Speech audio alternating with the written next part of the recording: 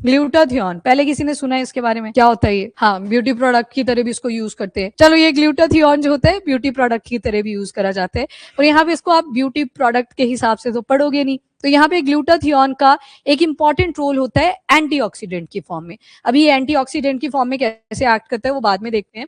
जो recent studies इस पे हुई, किसने करी? तो एक रॉकफेलर यूनिवर्सिटी है, वहां पे ये स्टडी हुई, नेचर सेल बायोलॉजी में ये पेपर पब्लिश करा गया। इन्होंने बोला कि ये जो एंटीऑक्सीडेंट है ग्लूटाथियोन, ये प्रॉपर प्रोटीन फोल्डिंग में हेल्प करता है। और आपको ध्यान हो तो प्रोटीन फोल्ड करती है, और जितनी फोल्डिंग उसकी होनी चाहिए बस उतनी होनी चाहिए। थोड़ी सी भी अगर एक्स्ट्रा होती है वो बीमारी की फॉर्म ले लेती है।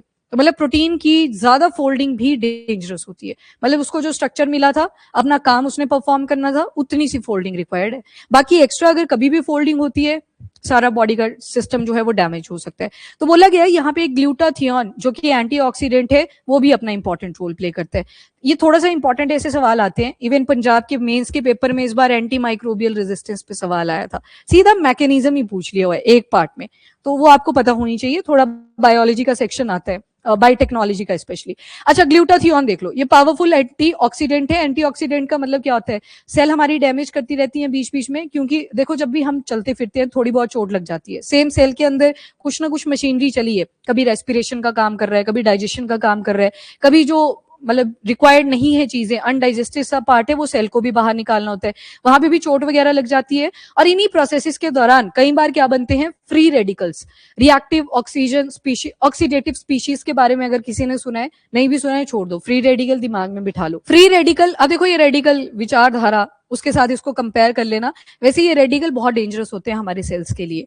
जहां पे ग्लूटाथियोन सेल के डैमेज को कंट्रोल करता है, ज्यादा डैमेज ना हो उसे कंट्रोल करता है, फ्री रेडिकल उसका बिल्कुल उल्टा करता है। उल्टा क्या करता होगा? ये फास्टन करता है, इसकी सेल जल्दी से डैमेज हो जाता। तभी तो ग्लूटाथियोन स्किन को ग्लो करवा रहा है, तो अभी सी बात है वो जो सेल है उसको इसने प्रोटेक्ट करके रखा हुआ है। तो ग्लूटाथियोन का एक इंपॉर्टेंट रोल रहता है एज एन एंटीऑक्सीडेंट। तो ऐसा सब्सटेंस जो आपके सेल का डैमेज हो रहा होता है, या तो उसको रोक देता है या बिल्कुल ही स्लो डाउन कर देता है, क्योंकि डेथ भी होती है ना सेल की, पता है आपको, फिर नए सेल्स बनते रहते हैं, ये प्रोसेस चलता रहता है। तो ये किसकी वजह से होते हैं? और हार्मफुल मॉलिक्यूल होते हैं जिनको बोलते हैं free radicals. Help to digest alcohol in body, and जब एक्सेस में एल्कोहल टॉक्सिन होते हैं बॉडी में, इतना डाइजेस्ट, हाँ जी बिल्कुल ठीक है। Proper functioning of endoplasmic reticulum में हेल्प करते हैं। इसके लिए थोड़ा सा फटाफट से एक नोटिस करना, सेल सभी को पता है, जिसे बोलते हैं कि cell is the basic unit of life. क्या मतलब होता है बेसिक यूनिट ऑफ लाइफ का? एक एक बोलो। हाँ हाँ, सबसे छोटा यूनिट, ठीक है, पर बेसिक यूनिट क्यों बोला? इकाई। जैसे पूरी बॉडी है ना, आपकी बॉडी में रेस्पिरेशन के लिए प्रॉपर रेस्पिरेटरी सिस्टम लगा हुआ है, डाइजेशन के लिए पूरा डाइजेस्टिव सिस्टम लगा है, देन हार्ट सर्कुलेशन के लिए प्रॉपर सर्कुलेटरी सिस्टम लगा है, हार्ट वगैरह। वैसे ही सेल के अंदर सारी चीजें लगी हुई हैं प्रॉपर। रेस्पिरेशन के लिए माइटोकॉन्ड्रिया बैठा है, डाइजेशन के लिए लाइसोसोम बैठा हुआ है, ब्रेन है ना हमारे बॉडी का पार्ट, वैसा ही ब्रेन न्यूक्लियस की फॉर्म में सेल के अंदर बैठा है, तभी इसको बोलते हैं बेसिक यूनिट ऑफ लाइफ। अब सेल के अंदर मोटा मोटा देख लो, ये न्यूक्लियस आता है, न्यूक्लियस आपके जीन्स वगैरह को होल्ड करके रखता है। वो जो बोलते हैं कि डीएनए कहाँ है, तो ये न्यूक्लियस के ही अंदर क्रोमोसोम होते हैं, इनके अंदर वो डीएनए होता है, और इसी के अंदर वो जीन बैठे होते हैं। छोटी सी स्ट्रक्चर जो आपको नेकेड आई से दिखाई भी नहीं देती, वहां पे 2.2 मीटर का डीएनए प्रेजेंट होता है। मैंने मीटर ही बोला, 2.2 मीटर का। उसकी फोल्डिंग हिस्टोन प्रोटीन के अराउंड होती है, तो हमें कभी नहीं दिखता। वो इस तरह से पैकिंग हो रखी है एक छोटे से सेल के अंदर, जो कि नेकेड आइज को विजिबल भी नहीं है। अच्छा नेक्स्ट, एक यहाँ पे टर्म यूज करी, दैट इज एंडोप्लाज्मिक रेटिकुलम। ये दो तरह का होता है, एक रफ एंडोप्लाज्मिक रेटिकुलम, दूसरा स्मूथ एंडोप्लाज्मिक रेटिकुलम। रफ का मतलब होता है इस सरफेस के ऊपर कुछ ऐसे ग्रैन्युलर से स्ट्रक्चर आएंगे जिनको बोलते हो आप राइबोसोम, और राइबोसोम का पॉपुलर फंक्शन है प्रोटीन बनाने का। और दूसरी तरफ आते हैं स्मूथ। स्मूथ का मतलब है ये जो दाने लगे हुए थे ये नहीं आएंगे इस पे, मतलब बिल्कुल प्लेन सा सरफेस रहेगा। इसका काम क्या रहता है? लिपिड हो गए, गुड फैट्स होगी, उनको प्रिपेयर करने का। ये आ गया एंडोप्लाज्मिक रेटिकुलम। तो यहाँ पे जसिंदा बोला कि ये जो एंडोप्लाज्मिक रेटिकुलम है इसके काम को भी कौन रेगुलेट करवा रहा है? That is glutathione. इसके अलावा एंडोप्लाज्मिक रेटिकुलम आ गया। अब ये प्रोटीन एक जगह से दूसरी जगह पे अगर कैरी करनी है, स्टोर करके रखनी है, पहले स्टोर मतलब वेयर हाउस की तरह, तो वेयर हाउस की तरह यहाँ पे एक गोल्जी एपरेटस लगा होता है, फिर उसके वेजिकल्स लगे होते हैं, वो लेके जाते हैं जहां जहां पे भी प्रोटीन की रिक्वायरमेंट है। पर इन सबको देख कौन रहा है साथ में? ग्लूटाथियोन, कि डैमेज ना हो जब ये प्रोसेस चले, तो उसको प्रिवेंट कर रहा है ग्लूटाथियोन। इसके अंदर ट्राइपेप्टाइड्स होते हैं। पेप्टाइड ऐसे सोच लो कि प्रोटीन की एक छोटी सी यूनिट है। जैसे सबसे छोटी यूनिट प्रोटीन की क्या आती है? Amino acid. वैसे पेप्टोन होते हैं, पेप्टाइड होते हैं तो प्रोटीन की ही एक फॉर्म है। ग्लूटामेट है, सिस्टीन है, ग्लाइसिन है। ये मतलब बहुत कम पॉसिबिलिटी है कि अगर इसके ऊपर सवाल आते हैं कि कौन से 3 अमीनो एसिड है, नीट वगैरह के पेपर में आते हैं, आपके पेपर में उतना रेलिवेंट नहीं है ये। नेक्स्ट इज सोर्स, तो ये बॉडी के ही अंदर बन जाता है, लीवर हमें मिल रखा है तो उसमें ही ग्लूटाथियोन की मैन्युफैक्चरिंग चलती रहती है। और इसके अलावा ये सप्लीमेंट्स की फॉर्म में भी अवेलेबल है। अब यहाँ सप्लीमेंट्स लिखे हैं तो आपको ये फार्मेसी वगैरह की शॉप्स पे इजीली मिल जाते हैं, पर बोला जाता है कि डॉक्टर की फिर भी प्रिस्क्रिप्शन ले लेनी होती है, पर सप्लीमेंट कोई भी परचेज कर लेता है। ये ओरल फॉर्म में, इंट्रावेनस फॉर्म या इनहेलेंट सूंघ के जिसको लिया जा सकता है, तो इन तीनों फॉर्म्स में ही अवेलेबल है glutathione. And food source, broccoli आ गई, कैबेज आ गया, गार्लिक, अनियंस, इनके अंदर ग्लूटाथियोन ऑलरेडी प्रेजेंट होता है, तो ये भी सोर्सेस है ग्लूटाथियोन के। एंड फंक्शन, ये मास्टर एंटीऑक्सीडेंट का काम करता है। ये स्टेट एग्जाम के पॉइंट ऑफ व्यू से काफी रेलिवेंट पॉइंट है। स्टेट एग्जाम में आते हैं ऐसे सवाल, जैसे मास्टर और मास्टर ग्लैंड कौन है? Hypothalamus. Master gland pituitary gland है, उसका भी मास्टर हाइपोथैलेमस है। ये मास्टर एंटीऑक्सीडेंट है, ठीक है। Master antioxidant is glutathione. Cells को डैमेज से बचाता है, और लीवर ने इसको प्रोड्यूस करा तो डिटॉक्सिफिकेशन का काम भी करेगा, जैसे ऑनलाइन ने भी बोला। टिश्यूज को रिपेयर करेगा, protein chemical synthesis, immune function, इन सभी चीजों को ये होल्ड कर रहा है। अब इसने फ्री रेडिकल से हमें बचाया, तो इनडायरेक्टली सारी चीजों में इसका कॉन्ट्रीब्यूशन देखने को मिलेगा। एंड डिक्लाइन क्यों कर रहा है हमारी बॉडी के अंदर? तो एक तो डाइट ही पुअर हो चुकी है, जंक फूड की तरफ ज्यादा शिफ्ट हो गया है, पॉल्यूशन इतना ज्यादा है, पॉल्यूटेंट बहुत सारे हमारे एयर के अंदर ऑलरेडी अवेलेबल हैं, उनकी वजह से भी फ्री रेडिकल बॉडी में जाते हैं।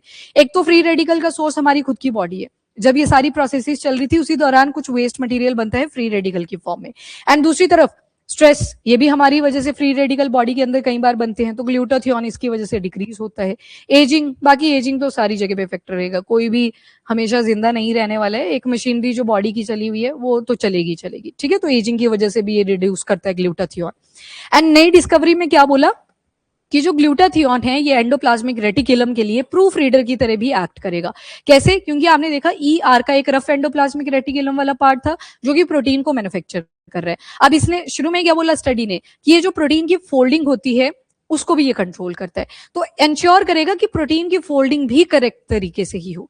कंट्रोल तो कर ही रहा था पर ठीक हो उसको भी चेक करेगा, तो प्रूफ रीडर की तरह एक्ट करता है। प्रूफ रीडर कौन होता है? ठीक है, प्रूफ रीडर मतलब आपने कोई मान लो कंटेंट क्रिएट करा अपना, फिर मैं उसको प्रूफ रीड करूंगी कि इसमें क्या कमियां हैं, क्या इसमें चीजें ऐड हो सकती हैं, तो मेरा काम रहेगा, वो प्रूफ रीडिंग का काम आ गया। वैसे ग्लूटाथियोन ये एंडोप्लाज्मिक रेटिकुलम के लिए काम करता है।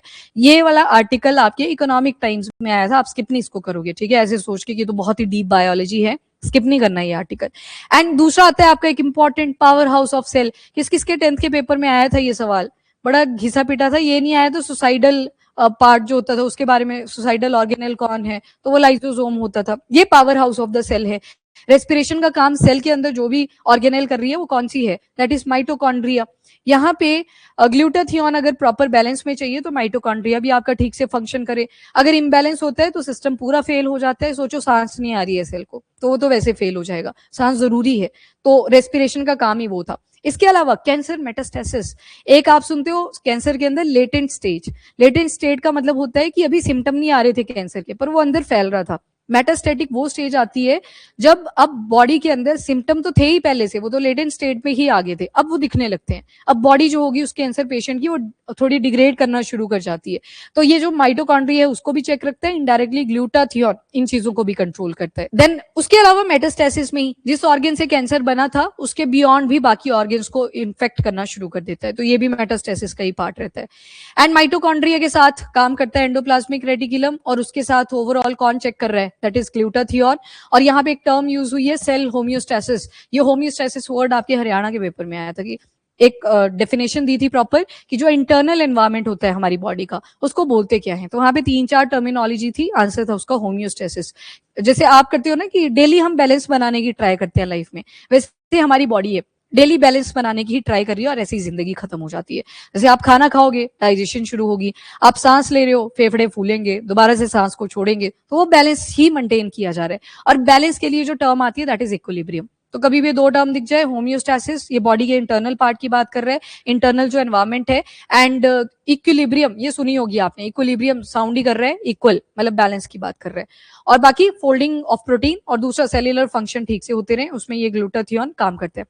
ग्लूटाथियोन का ना तो ज्यादा ना तो कमी होना, दोनों ही डेंजरस होते हैं, तो बैलेंस में ये होना चाहिए। तो उसके लिए प्रॉपर डाइट ही एक सॉल्यूशन निकल के आता है कि ग्लूटाथियोन की प्रॉपर फॉर्मेशन लीवर करता रहे। एंड इवन अगर एंडोप्लाज्मिक रेटिकुलम जो प्रोटीन बना रहा था और साथ में फैट्स और लिपिड्स भी आपने देखे, अगर उसमें कोई भी मैल फंक्शनिंग आती है, कैंसर लाइक प्रॉब्लम्स आ सकती हैं। देन उसके अलावा न्यूरो डीजनरेटिव डिजीज हो सकती है, जो हमारा नर्वस सिस्टम है वो इम्पैक्ट हो सकता है। तो मतलब एक छोटा सा ग्लूटाथियोन है जो आपको सिर्फ इतना पता था कि अभी ये हमारी ब्यूटी को एनहांस करने के लिए, ग्लो करने के लिए हेल्पफुल रहता है, जिसकी वजह से ये पॉपुलर भी काफी है मार्केट के अंदर, सप्लीमेंट की फॉर्म में से लिए भी जाते हैं, तो इसी पर्पज से लेते हैं।